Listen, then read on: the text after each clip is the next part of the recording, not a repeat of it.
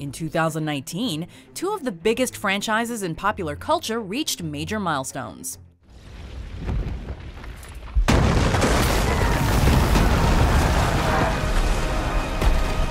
Welcome to WatchMojo, and today in this installment of Versus, we're pitting Avengers Endgame against Game of Thrones Season 8. Before we begin, we publish new content every day, so be sure to subscribe to our channel and ring the bell to get notified about our latest videos. Both served as climactic events in stories that have been unfolding for years, but which one was the most satisfying? Let's find out. Oh, and obviously, there will be spoilers. Round 1. Action. Avengers! Assemble. While Endgame is laced with vibrant action throughout, the Russos save the big guns for Act 3. The final battle starts relatively modest in scale as Thanos confronts Tony Stark, Thor, and Steve Rogers. Just when you think seeing Captain America wield Mjolnir is going to be the most applause-worthy moment, a series of portals open up around the destroyed Avengers facility. Virtually every hero from the MCU emerges, including those who had vanished in the snap. Between these two armies charging into combat, Captain America literally crashing in, and Iron Man's final act of heroism, each character contributes something special to this ingeniously choreographed showdown.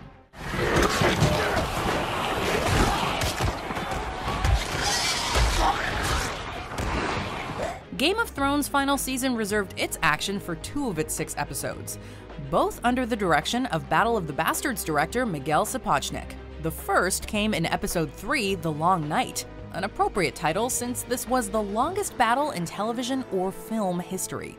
It's 82 minutes of epic intensity as the Army of the Dead finally clashes with the Army of the Living. While the episode received some criticism for its dark lighting, the action is among the show's finest nonetheless. Jon and Daenerys fend off the Night King in an exhilarating dragon battle, Lyanna Mormont makes the ultimate sacrifice to defeat a white giant, and Arya delivers a final blow that had us all in awe.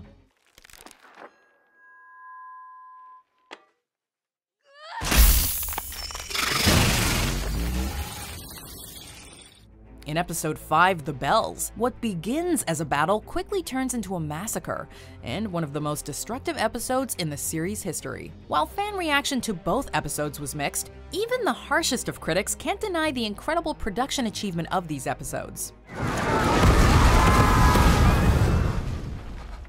The Battle of Winterfell is more nerve-wracking, at times even veering into horror territory, and the Battle of King's Landing is almost a kaiju movie in disguise. The Battle of Earth, by contrast, is brighter and more bombastic, but certainly not without its moments of sheer dread. This may be the hardest round to call, but the action in Endgame ultimately delivers more variety, color, and imagination. Point goes to the Avengers. Winner, Avengers Endgame. Round 2. Character development. Hey, new girl. Everybody in this room is about that superhero life. And if you don't mind my asking, where the hell have you been all this time? There are a lot of other planets in the universe. And unfortunately, they didn't have you guys. Being the 22nd film in a cinematic universe that's been expanding for over a decade, Endgame had a ton of characters to juggle. The first act is actually more character-driven than it is action-driven, as our heroes reflect on the mistakes they've made, the trauma they've endured, and the risks they must take to set everything right. I put the brains and the brawn together, and now look at me. Best of both worlds. Even characters who've been downplayed in the past, like Clint Barton and Nebula, are given more development than ever before. Thanos, meanwhile, cements his status as the MCU's best villain, further demonstrating that he doesn't care about power, but about bringing balance to the universe in his way. You could not live with your own failure. Where did that bring you? Back to me. Similar to Endgame, the first 2 episodes of Game of Thrones Season 8 put an emphasis on characters over action. These episodes are full of powerful character moments, particularly when Jaime knights Brienne. Arise, Brienne of Tarth, a knight of the 7 kingdoms. The walls begin to crumble after the Night King's defeat, however, and the most controversial move was Daenerys' impulsive decision to torch King's Landing.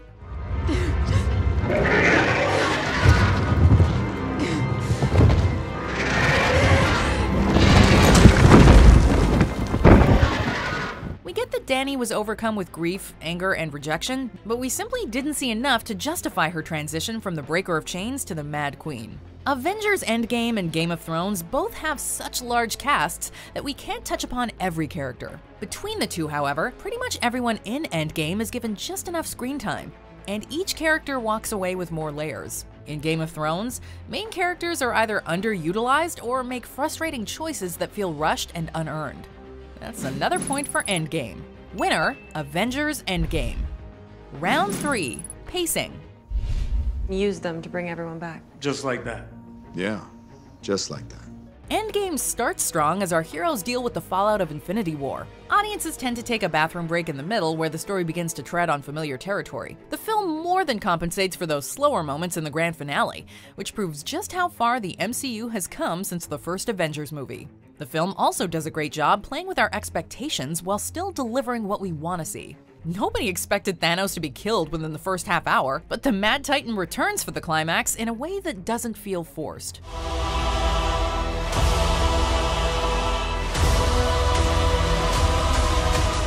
The final season of Game of Thrones is more like 2 seasons crammed into 6 episodes. I should know whom to blame when the sky falls down upon them.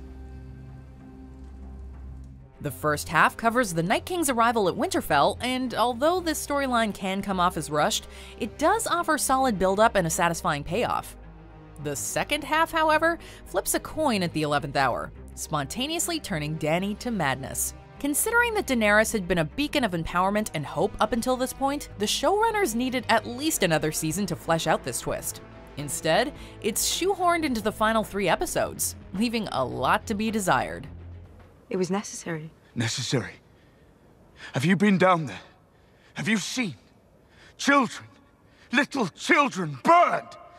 At just over 3 hours long, Avengers Endgame hits virtually all the notes it needs to. Even if certain scenes drag a little, there isn't anything glaring we'd insist on changing or editing out. Game of Thrones Season 8 gets off to a promising start, but it plays its trump card too early, drops the ball on several storylines, and leaves many questions unanswered, despite having over 7 hours to wrap everything up. The winner is, once again, Endgame.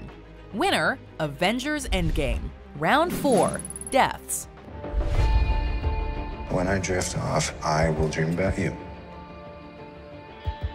It's always you. We all figured that the snapped victims would make a comeback in Endgame. In order for this to feel justified, though, a couple of heroes had to pay the price. Audiences were split over Natasha's death. Some thought it was a noble sacrifice, while others believed it was a lackluster end to such a badass heroine. At least fans can agree that Tony's final moment was equally tragic and triumphant, sending him off on just the right note.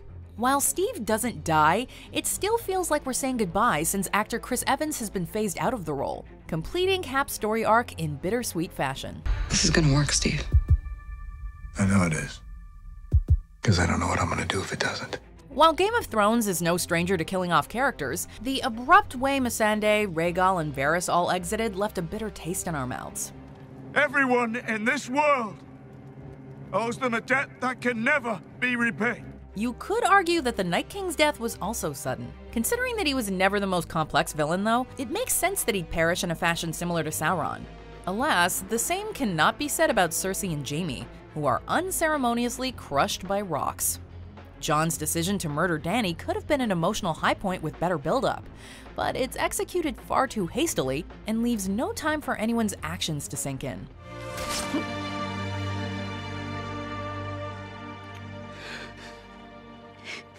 It's never easy watching a beloved character die, but we can accept the pain as long as the death is warranted. Avengers Endgame gives its characters the exits they deserve, while Game of Thrones Season 8 treats certain characters like they're disposable.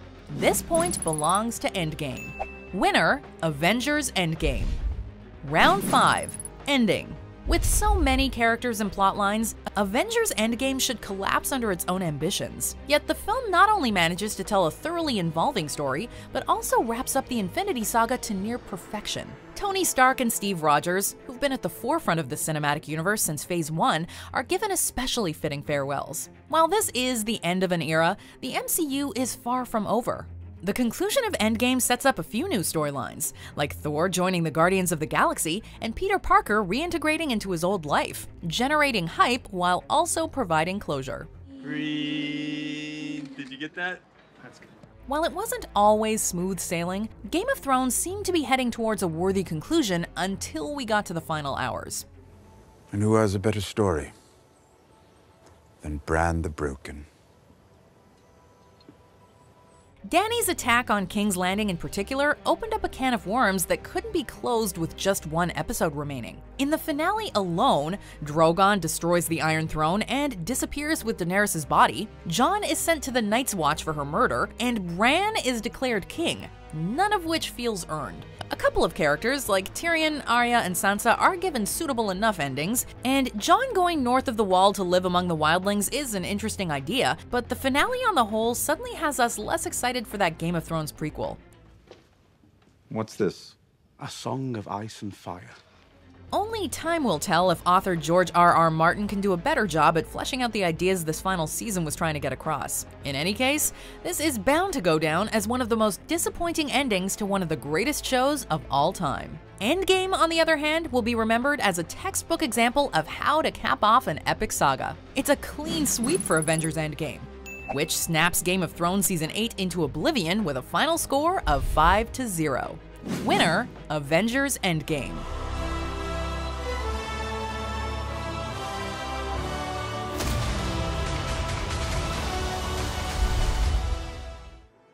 Do you agree with our picks? Check out these other great clips from WatchMojo, and be sure to subscribe and ring the bell to be notified about our latest videos.